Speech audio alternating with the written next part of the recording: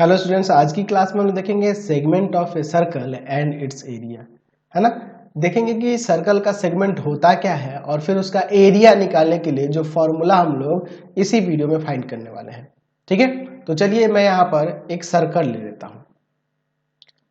अब सर्कल के अंदर सेगमेंट क्या होगा, एक कोड और एक आर्क से बाउंडेड जो रीजन होता है ना, वो आपका सेगमेंट होता है। देखिए, एक कोड और एक आर्क से बाउंडेड जो रीजन होगा वो क्या कहलाएगा, सेगमेंट। यानी कि ये भी आपका एक सेगमेंट हो गया। ये भी देखिए कोड है और ये भी तो एक आर्क हुआ ना, बड़ा वाला आर्क। ये माइनर आर्क था, ये मेजर आर्क है, तो ये भी आपका एक सेगमेंट होगा, ये भी एक सेगमेंट होगा। यानी कि आप कह सकते हैं कि अगर किसी सर्कल का एक कोड खींचते हैं तो वो वहां पे दो सेगमेंट फॉर्म करता है ना जी, ऐसे आप कह सकते हैं। तो पहले चलिए हम लोग सेगमेंट को डिफाइन कर देते हैं। सेगमेंट क्या होता है, सेगमेंट ऑफ अ सर्कल क्या होता है, तो हम लोग इसे डिफाइन कर सकते हैं ऐसे कि the reason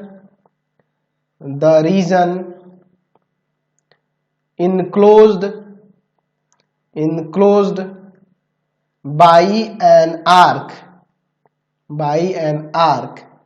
and a code is called the segment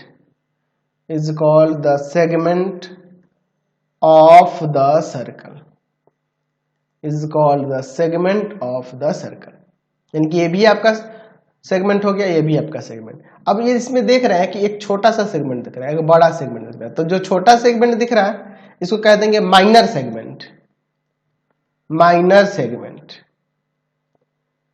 ये माइनर सेगमेंट जो फॉर्म हुआ है ये माइनर आर्क से फॉर्म हुआ है, ठीक है ना जी। और ये बड़ा वाला जो दिख रहा है ये मेजर आर्क से फॉर्म हुआ, इसलिए इसको मेजर सेगमेंट कह देंगे। मेजर सेगमेंट तो आप इसे भी डिफाइन कर सकते हैं। यहां पर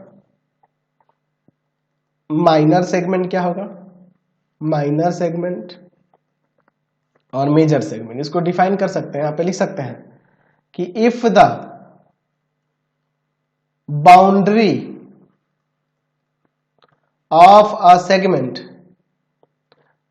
segment is a minor arc of a circle, then the corresponding segment is called a minor segment. ठीक है, तो देख लीजिए इसकी बाउंड्री जो है माइनर सेगमेंट से फॉर्म हुई है ना जी।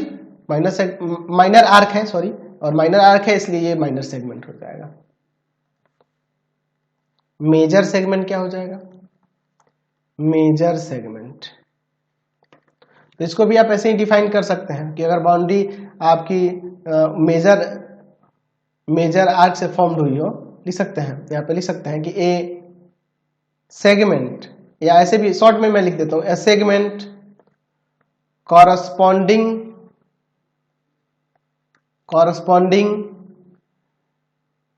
अ major arc of the circle. देख लीजिए, आप corresponding to the major arc of the circle is known as the major segment।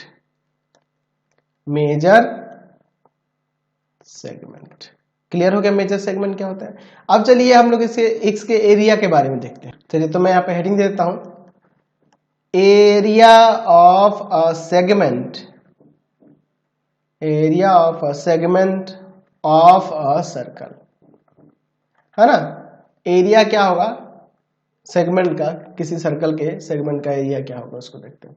हम लोग यहाँ पर एक सर्कल ले लेते हैं, ठीक है। यहाँ पर एक मैं सेगमेंट फॉर्म कर दे रहा हूं। सर्कल का सेंटर तो कुछ होगा और इसका रेडियस भी दिया होगा आपके पास। हम लोग सपोज कर लेते हैं इसका रेडियस r है और ये जो सेगमेंट है ना वो सर्कल के सेंटर पर थीटा एंगल फॉर्म कर रहा है। ऐसा सपोज हम लोग कर लेते हैं, इसको मैं डॉटेड कर लेता हूँ क्योंकि ये हमारा एरिया में नहीं है, हमें बस ये नीचे वाला का एरिया निकालना है, इसका एरिया चाहिए हमें, इसका एरिया चाहिए। हम लोग उसको कलर कर देते हैं, मान लीजिए हम लोग उसको किसी और कलर से कलर कर देते हैं, ये जहाँ इसी का हमें एरिया निकालना है, समझे ना जी, इसी वाले पार्ट का हमें, यही आपका ना सेगमेंट है, तो इसी का एरिया हमें पता करना है, समझ रहे ना। चलिए एक काम करते हैं, हम लोग इसको पहले लिख लेते हैं कि लेट, यहाँ पे सेंटर ले लेते हैं ओ, और यहाँ पे ये ए बी और यहाँ सी देते हैं, ठीक है। Let A B C be the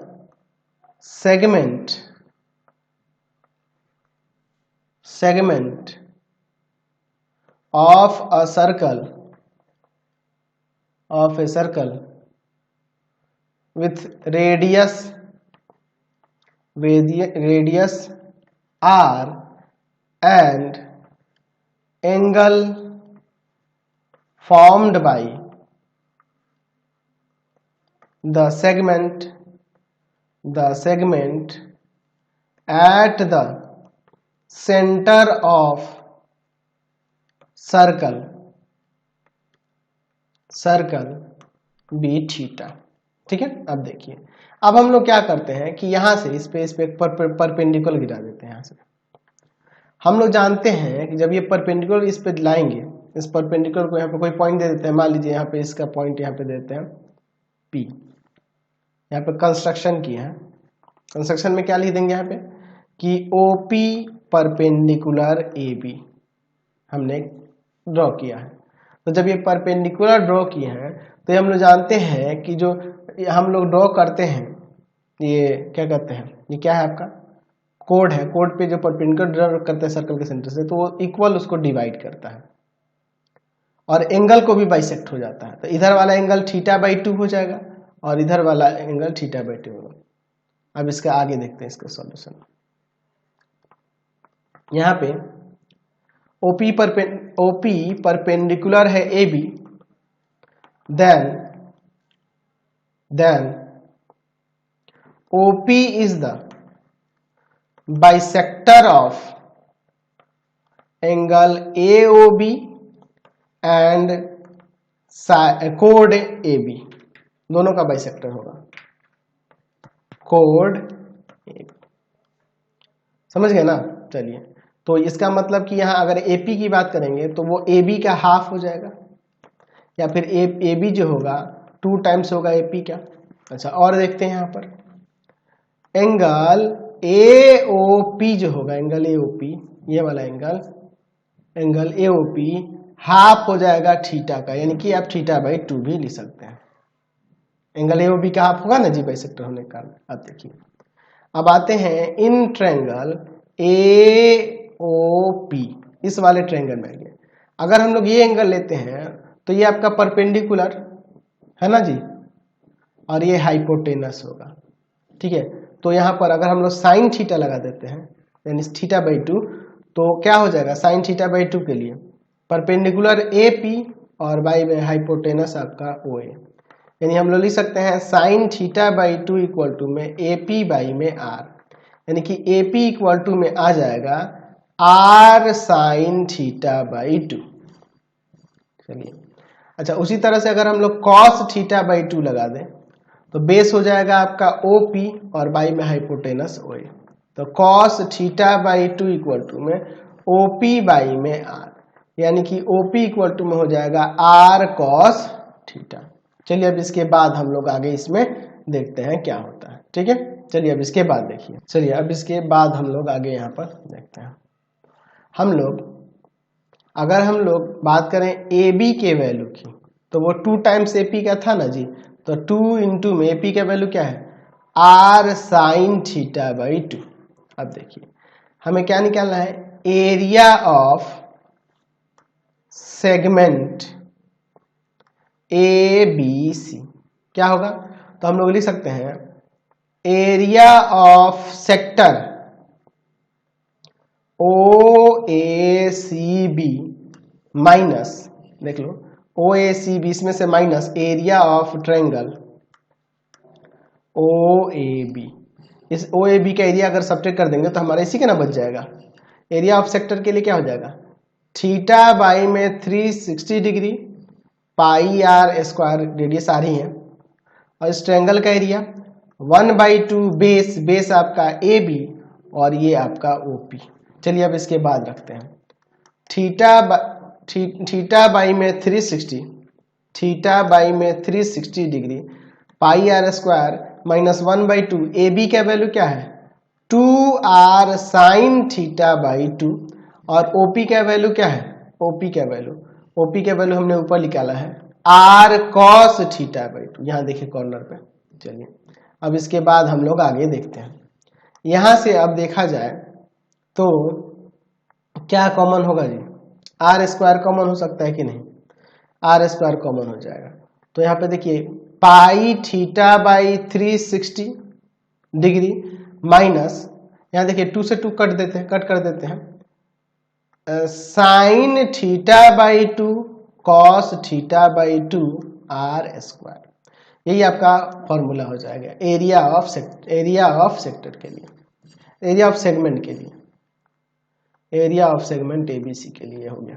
चलिए अब देखिए, यानी कि अगर ये छोटा वाला सेगमेंट था, यानी कि एरिया ऑफ, याद रखने के लिए मैं बता रहा हूं, एरिया ऑफ माइनर सेगमेंट का है या सिर्फ सेगमेंट भी कह रहा होगा और उसका एंगल पता होगा, और एरिया ऑफ सेगमेंट का है, एरिया ऑफ सेगमेंट का है, ठीक है। तो दोनों कंडीशन में यही फॉर्मूला लगा देंगे, pi theta by 360 degree minus sine theta by 2 cos theta by 2 into r square. इस फॉर्मूले में मैं थोड़ा सा चेंज कर देता हूं, देखिए क्या, आप इसे ऐसे भी जान सकते हैं। अभी क्लास 11th में जाएंगे ना तो आपको मैं पढ़ाऊंगा वहां पे। आप देखो ये क्या करो, इसमें 2 से डिवाइड और 2 से मल्टीप्लाई कर दो, ठीक है। ऐसा क्यों कर रहे हैं अभी आपको समझ में आएगा। हम लोग चलेंगे 11th क्लास में तो फॉर्मूला एक पढ़ेंगे कि साइन थीटा जो होता है ना इक्वल होता है 2 sign theta by 2 cos theta by 2, ठीक है ना जी। तो अब यहाँ पे देख लो, पाई थीटा बाई 360 डिग्री माइनस 1/2, ये किसका फॉर्मूला जाएगा, साइन थीटा का, और यहाँ आर स्क्वायर।